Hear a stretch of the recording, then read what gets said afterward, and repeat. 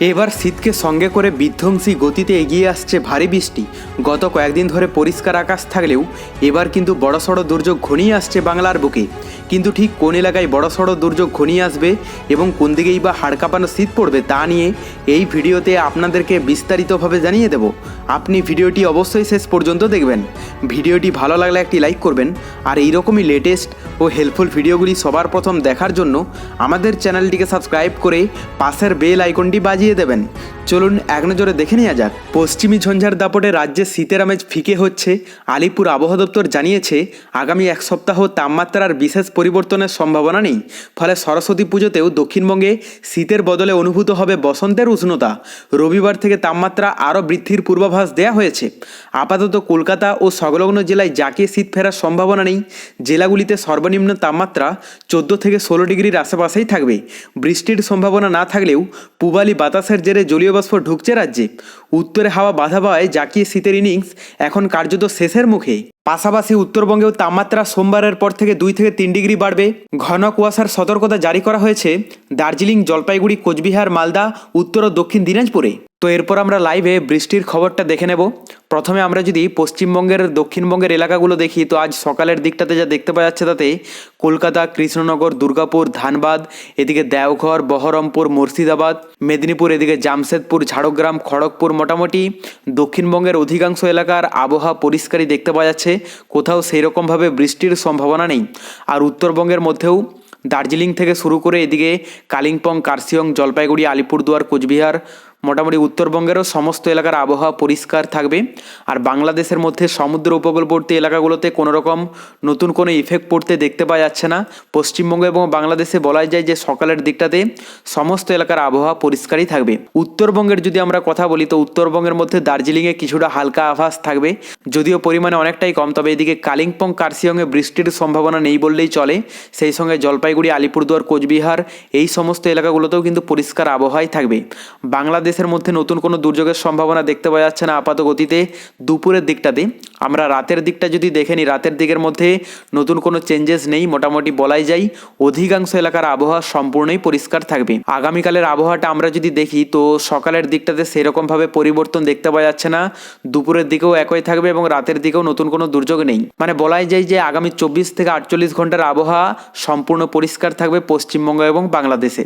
যদি আমরা মেঘলা আকাশটা দেখি, তাহলে দেখতে পাবো যে বৃষ্টির সম্ভাবনা না থাকলেও কোথাও কি মেঘলা আকাশ থাকতে পারে।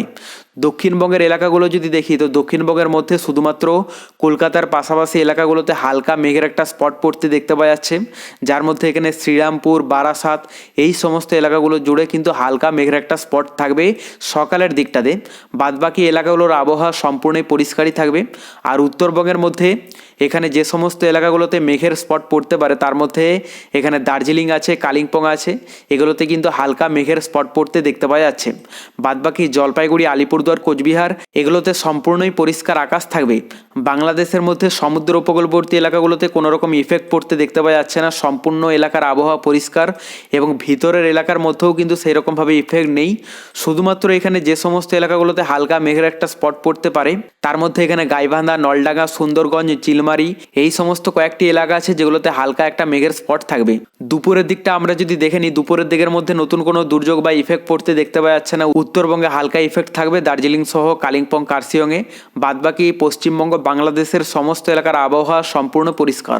রাতের দিকের মধ্যে শুধুমাত্র দক্ষিণবঙ্গের কয়েকটি এলাকা জুড়ে হালকা মেঘের স্পট পড়তে দেখতে পাওয়া যাচ্ছে, যার মধ্যে থাকবে এখানে জামশেদপুর, দুর্গাপুর, ধানবাদ, এদিকে দেওঘর, পাশাপাশি ধুলিয়ান, মালদা, সাহেবগঞ্জ এই কয়েকটা এলাকা আছে যেগুলোতে কিন্তু হালকা মেঘের স্পট পড়তে পারে। বঙ্গোপসাগরের আপডেটটা আমরা যদি দেখি, এই মুহূর্তে নতুন কোনো সিস্টেম নেই। তো সেক্ষেত্রে পশ্চিমবঙ্গ, বাংলাদেশের বেশিরভাগ এলাকার আবহাওয়া পরিষ্কার থাকবে।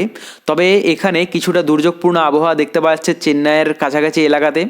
এই সমস্ত এলাকাতে বৃষ্টির সম্ভাবনাও রয়েছে। মেঘলা আকাশ থাকবে চেন্নাই সহ। এখানে যে সমুদ্র উপকূলবর্তী এলাকা আছে সবগুলোতে কিন্তু কাভার থাকবে। তার মধ্যে এখানে চেন্নাই, এদিকে পুদুচেরি, নেল্লোর, সেই সঙ্গে বেঙ্গালুরু এই সমস্ত এলাকাগুলোতে কিন্তু ভালোই ইফেক্ট পড়তে দেখতে পাওয়া যাচ্ছে। শ্রীলঙ্কার কাছেও কিন্তু এলাকাতে ভালোই দুর্যোগপূর্ণ আবহাওয়া থাকবে, যদিও এর ইফেক্টটা পশ্চিমবঙ্গ, বাংলাদেশে নেই বললেই চলে। আমরা তাপমাত্রাটা দেখে নেব। তাপমাত্রায় নতুন কোনো চেঞ্জেস এসেছে কিনা। আজ দুপুরের দিকে তাপমাত্রাতে যেটা দেখতে পাওয়া যাচ্ছে তাতে কলকাতাতে 28 ডিগ্রিতে চলে যাবে, হুগলিতে 27, বর্ধমানে 27, বাঁকুড়ায় 28, পুরুলিয়ায় 29, জামশেদপুরে 29, চাকুলিয়ায় 29, খড়গপুরে 29, আসানসোলে 29।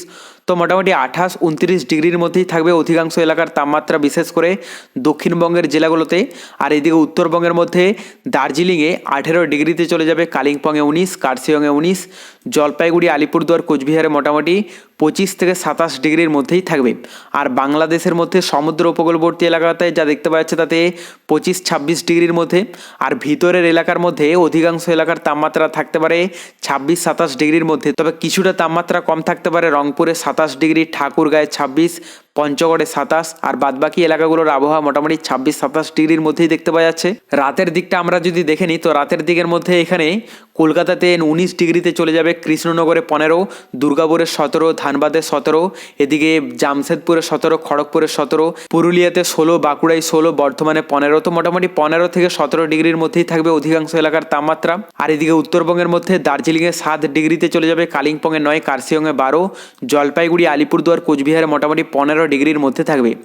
বাংলাদেশের মধ্যে যা দেখতে পাওয়া যাচ্ছে তাতে সমুদ্র উপকূলবর্তী এলাকাগুলোতে 15 থেকে 17 ডিগ্রির মধ্যে ঘোরাফেরা করবে। আর ভিতরের এলাকার মধ্যে অধিকাংশ এলাকার তাপমাত্রা থাকতে পারে 16, 17, 18 ডিগ্রির মধ্যে। ঢাকাতে একটু বেশি থাকবে 18 ডিগ্রি, বাদবাকি সিলেটে 16, ময়মনসিংহে 15, রংপুরে 15, রাজশাহীতে 15, খুলনায় 16।